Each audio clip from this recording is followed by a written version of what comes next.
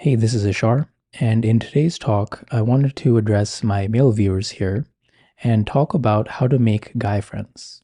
Now, this is a personal journey for me, and I wanted to share some of the things I've learned along the way and why it's very crucial to make friends as a guy with other men. And I'll start off with my personal journey first. So, growing up, I had a close group of guy friends. We used to, play video games together when we were like in elementary school, and then later when I was in high school, I joined the varsity wrestling team. So it was, all guys. And then later on in college, this is when I started to go through different changes in as far as my lifestyle. So at the time, I was, lifting weights and doing traditionally masculine activities, put that in quotation marks. And I started to explore more of my spiritual side. So as you know, I'm a yoga teacher, and when I decided to take my yoga teaching training, I when I enrolled, I was the only guy out of 30 women in the class. And I've also went through different lifestyle changes, like a vegetarian diet, and actually went vegan for a bit, um, and different things like that. I stopped lifting weights, stopped being competitive, and I started to adopt more of a what you can call a feminine way of being in the world, which has a lot of gifts to it. So I was able to tap into my creativity. I was more friendly with people. I was more open-minded and accepting, and a lot of these great qualities emerged from the period of time of hanging out with mostly women, and during this time, I let my friendships with other guys fade away. And a few years had passed by before I started to realize some of the impacts that not having guy friends had on my life, and I kind of missed that connection. So I started to make more guy friends recently, and I wanted to share with you some of my insights and things that I've learned along the way, so you as a guy can learn to make guy friends as well. Now, the first thing you want to do when starting this journey of making guy friends is to go to a place where it's predominantly men, so like 90% men. And this is not something you have to do for the rest of your life, but rather think of it as a little experiment for yourself. Because if you really want to make guy friends, you should go where all guys hang out, or mostly guys. And it's just something that I've observed in environments is that when there are a few women involved in the group, the dynamic kind of changes a bit. And if you want to truly learn how guys communicate and interact with others, it can be very helpful to go to a place where there's all guys. But obviously, you don't have to stick to this forever, but just as an experiment when first learning these skills of relating. So you want to go to a place where there's mostly guys. So this could be an MMA class. That's where I actually met one of my friends, even though I don't do it anymore. You can go to a cigar lounge. You can join a chess club. You can join a poker group. You can do rock climbing, join a hiking group. And nowadays, men's groups are popular. So that's another option for a lot of guys. You can also meet guys in prison. That's a joke. I don't actually go to prison to meet guys. It's just a joke. But there are a lot of different groups where you can, meet mostly guys. And this will really help you if you want to learn how to communicate with other guys.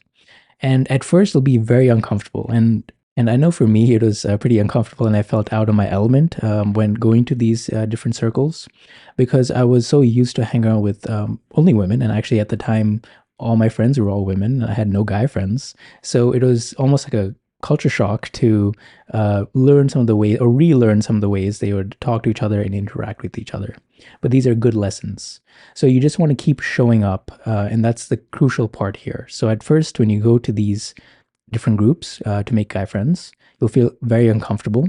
But over time, if you just keep showing up, it'll seem very natural for you. So it's kind of like exposure therapy. And the first things you'll notice right off the bat is that the atmosphere is very light. So people make a lot of jokes, and they tend to guys will like kind of roughhouse and joke around and rib on each other, and there isn't any drama or gossip there. And that's something I was surprised at first because when you hang around with a lot of female groups, there tends to be some kind of gossip here and there, or some drama. So and so is dating someone, or someone says this to me, and they tend to chat about it a lot. And when I was hanging out with a lot of guys, there wasn't any kind of this discussion going on. So everything was lighthearted, and even when serious topics were brought up at times, They would later joke about it when the time was right. Obviously, not in a very serious moment, but they could laugh at it later. So everything had a very carefree attitude about it. And the one thing to keep in mind is don't get offended by the jokes or teasing because that's how guys bond with one another is that they like to crack jokes and poke fun at each other, and it's not coming from a place of malice or trying to backstab each other or anything like that, but rather it's done from a very carefree place. And I think part of this has to do with evolution. I could be wrong, but if you go back thousands of years, if you were in a hunter-gatherer, tribe, the guys would kind of like poke fun at you to see if you were strong enough to be part of the group. Because if you got offended and you cried or you were overly sensitive, would you really be capable enough to go out and provide for the tribe? So that's kind of where I think this comes from.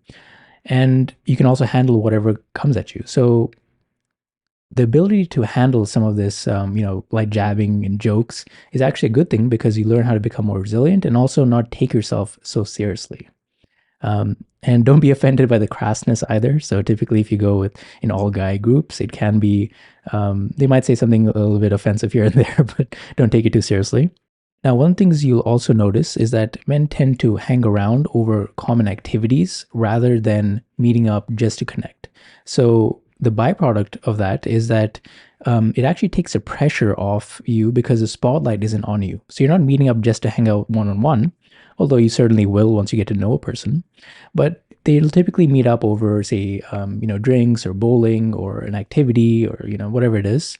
And what's nice about this is that you aren't forced to talk or there isn't any kind of pressure to talk if you don't feel like it. So the activity kind of comes first, but obviously there is room to connect.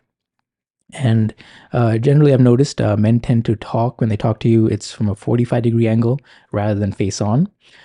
So this is something you'll also get used to if you're used to hanging out with many women who prefer to communicate face to face, where they can kind of see you. And one thing you'll also become very comfortable with in a circle of all men is being comfortable with silence. So when I'd hang around with all women as my friends, it would seem that there was no room for silence. So, if there was a certain quiet in the air, someone would play music or they would want to do something else or kind of amp up the energy. But with a bunch of guys, we would just be sitting there, just hanging around, maybe smoking a cigar, just looking out in the ceiling. And if another topic comes up, it just came up. But if no one's talking, no one's talking. And you learn to enjoy silence. And I think that's something that may be very hard for a lot of guys who aren't used to that type of energy because they're very used to just talking all the time. But you actually start to respect and appreciate silence when it's there. So there's no need to put on a front or try to people please or just try to fill a space, but rather you can let things just be as it is. Now, the next thing you'll also learn in these environments is a new type of encouragement or love. And what I mean by this is that feminine love is the energy of nurturing, of being there for someone, of like just giving them your attention and of understanding them and, having the other person be seen and heard. And this is very powerful. But how the masculine force in life gives this type of love is through the energy of giving encouragement. And this encouragement will help you grow. And sometimes this encouragement may come in the form of criticism or some kind of feedback.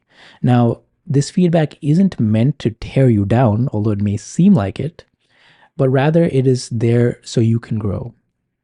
So this is very important because as a man, if you don't receive this positive criticism or kind of like this force of encouragement, you'll tend to settle in life. So if no one is telling you, how you're doing, you'll just tend to be very aimless. You may not strive for your potential. You may just fall back on your ways and not really grow. You may become very stagnant. But it sometimes will take a guy to tell you, hey, dude, you're messing up on this. You need to work on this. This is what you should do. And this actually pushes you to grow. So this is very similar to when, let's just say, if you can think back to school when you brought home a art project, for example. If you showed that art project to your mom compared to your dad, your mom might just say, this is amazing, even though it didn't look good. And your dad actually might say, "Oh, this is actually not that good. Your line work isn't that good," and he'll give you a list of things to work on. Now, at first, if you might be offended by your dad, and I certainly was, coming home, bringing my my schoolwork, I would hide it from my dad and show it to my mom. But it was actually my dad's advice that would help me grow and help me receive better grades, not my mom's. So in certain places, this force of criticism and pushing you to grow can actually be very beneficial for you. But you also just want to be discerning to make sure they're not breaking you down and not offering any advice at all. So there should be some discerning line between just tearing you down and criticizing you and constructive feedback. So there should be a lesson behind whatever they're saying. Now, these are just some of the findings I've started to gather just by hanging out with a lot of guy friends. And I don't want to spoil the journey for you by providing a whole list, but these are just some things you'll learn and understand from the dynamic of just hanging out with a lot of guys. And you'll start to notice some of these changes within yourself as well by hanging around in these environments. So you'll slowly start to adopt certain mannerisms and you'll start to speak their language. So in the beginning, when you were kind of afraid of guys or maybe were not very confident to hang around with other guys, you'll now start to be very comfortable and relaxed around the other guys. And you'll actually start to look forward to guys' night, and I'll put that in quotation marks, because this becomes a place to unwind and relax, and it is a haven from the busy stresses of the world. Because in these environments, like I mentioned, it's a place to just let go, to not think of your worldly concerns, and focus on something that's other than say your relationships or work. It's a place where you can just let go.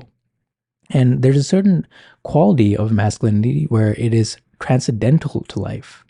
So if you look at spiritual traditions that were founded by men, such as like Buddhism, Christianity, all that, these were men who took the time to find space and detach from the everyday workings of life to look outside of it. And that's kind of how you'll start to learn how to treat life a bit more. So you become less reactive to life and you're able to take a pause, to take a step back.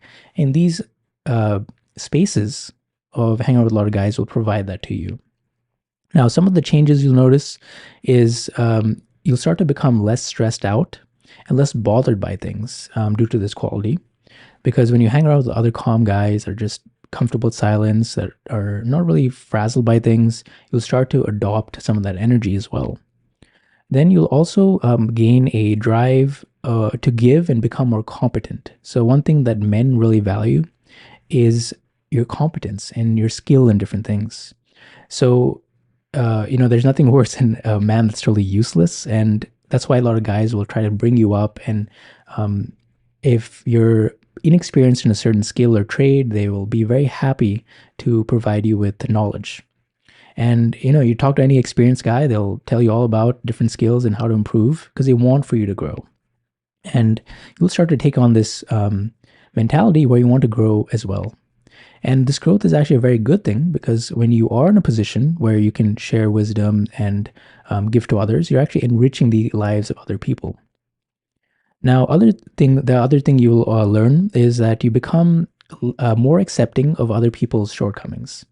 And the reason why is that men tend to look at people's overall track record.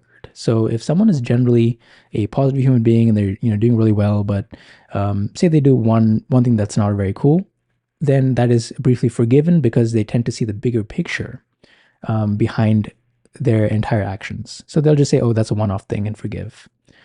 So that's one thing you'll also start to learn to develop. And then you'll also become more assertive and less of a pushover. Because one thing that guys tend to do pretty well is that they tend to communicate very directly in a more of a direct manner.